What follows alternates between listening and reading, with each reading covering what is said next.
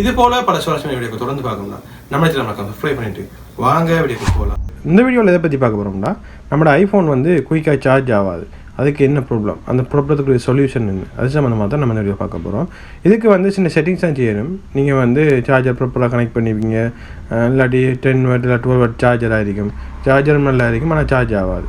அதுக்கு என்ன செய்யணும்னு சொல்லி பார்ப்போம். செட்டிங்ஸ் போங்க, செட்டிங்ஸ் போய் பேட்டரி போங்க.